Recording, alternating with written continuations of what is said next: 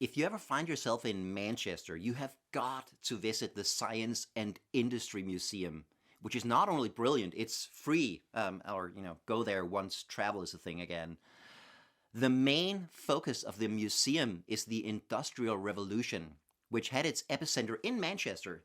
And while I'm sure I had heard in school just how bad things were in factories back then, when I stood next to one of the actual cotton spinning machines and heard how 10-year-old children would crawl on their hands and knees underneath it while it operated to sweep up loose cotton for 12 hours a day, I got a whole new sense of just how badly workers were treated. How bad were things during the Industrial Revolution? Here's a short clip from a British documentary. Oh, and by the way, see if you recognize the voice of the narrator. But this constant pressure for productivity meant that factories could be very dangerous places.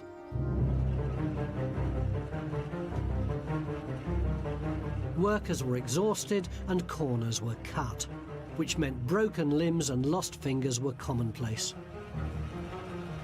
The thick cotton dust in the air caused eye and lung infections, and the lack of sunlight from the long working days left children deformed with rickets.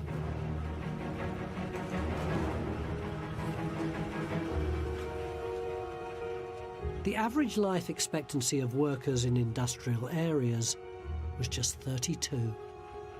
That was indeed Sir Tony Robinson. Don't worry, Mr. B. I have a cunning plan to solve the problem. Better known as Baldrick from Blackadder. My favorite thing in the museum was this sign of the rules of the factory, which threatens workers with fines for a long number of infractions, including for swearing, for not washing themselves at least twice a week, or for being in the privy with another person. The worst offenses are punished not with a fine, but with firing. If you rocked the boat in any way, you were kicked out and 10 hungry people would be begging to take your place. The rules on this sign must not have been very popular, because the last rule is that you will be fired for damaging the sign. All of this matters because so much of what we take for granted in modern workplaces comes from Industrial Revolution factories. Huge corporations with specialized jobs and fixed working hours, that all comes from there. The very concept of a job where workers exchange their time for money did exist before, but was now practiced on an industrial scale, pun intended. The word manager came into the English language then, and the first org chart came from a railroad company in the 1850s. And another thing we got from the Industrial Revolution was long working hours. Before the Industrial Revolution, work was very different. Most people worked either on the family farm or in their own shops making shoes or pots or barrels.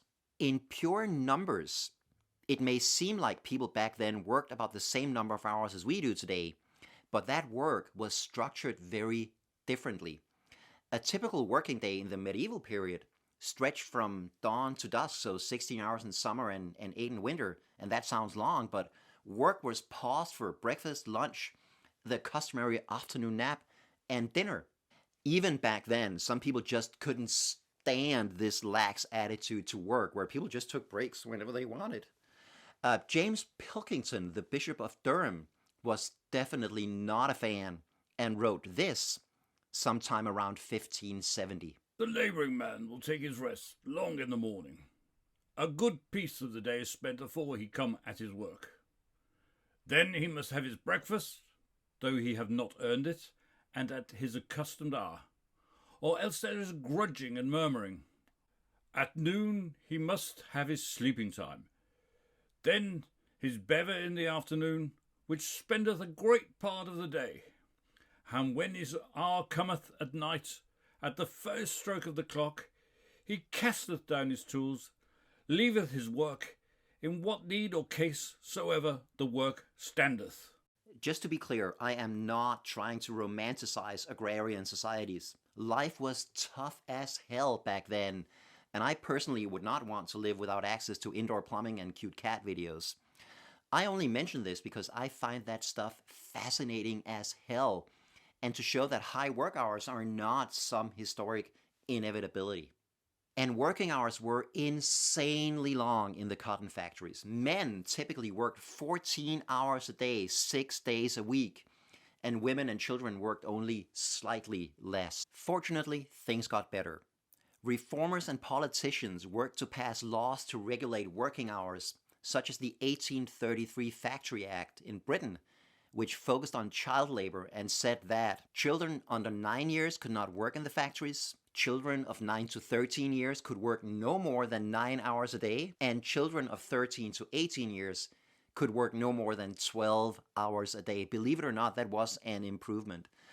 Now, once the law passed, all the factory owners immediately realized that this made perfect sense, that conditions had been inhumane, and they happily followed the new rules. Yeah, I'm kidding. They fought it tooth and nail every step of the way and did everything they could to circumvent the laws or have them struck down. They also whined and moaned and wrote angry letters to the editors saying that this was government interference in free enterprise, that prices on their products would surely go up and make them unaffordable to the public, and that they might have to close their factories, as they could surely not be profitable without child labor. If any of that sounds familiar to you, you're right. This is the exact same song and dance we get from conservatives and business owners every single time anyone tries to improve worker conditions. We're seeing it right now in America, where the Biden administration is working to increase the federal minimum wage to $15 an hour. The exact same arguments. It gets worse.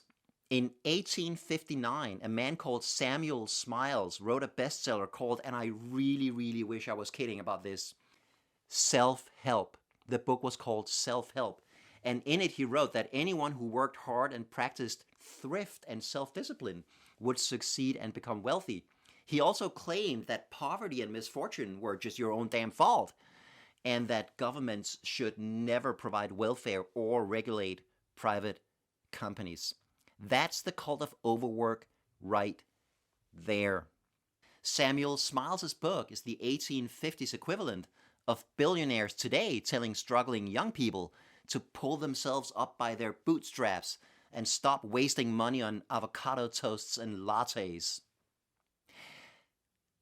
Despite all of this resistance, things got better.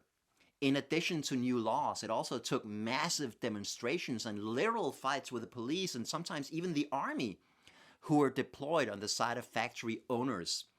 But the result was a remarkable drop in working hours from the 1800s to about 1950.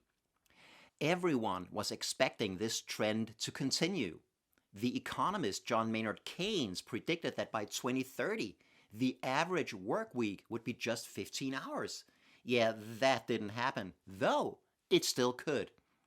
In his book, Utopia for Realists, Dutch historian Rudka Bregman argues very convincingly that we can still achieve that goal. Rudka Bregman, that sounds familiar somehow. Where have I heard that name before? Oh yeah, he was the guy who had the absolute courage to crash the billionaires' clubhouse at Davos and say this. But then, I mean, almost no one raises the real issue of tax avoidance, right? And of the rich just not paying their fair share. I mean, it feels like I'm at a firefighters conference and no one's allowed to speak about water. I mean, this is not rocket science. I mean, we can talk for a very long time about all these stupid philanthropy schemes. We can invite Bono once more, but come on, we gotta be talking about taxes. Yeah, exactly. That's it, taxes, taxes, taxes. All the rest is bullshit, in my opinion. Even if you don't agree that a 15-hour work week is attainable, we should still do everything we can to reduce or eliminate overwork, because overwork is bad. It was bad in the Manchester factories, and it's bad now, and I don't think most people realize just how bad it is. Let's look at why. I gotta say, when I started writing this video, I honestly had no idea that it would end up being nearly 90 minutes.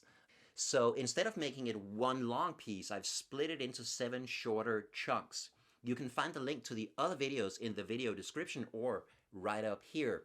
I hope you find them entertaining and useful.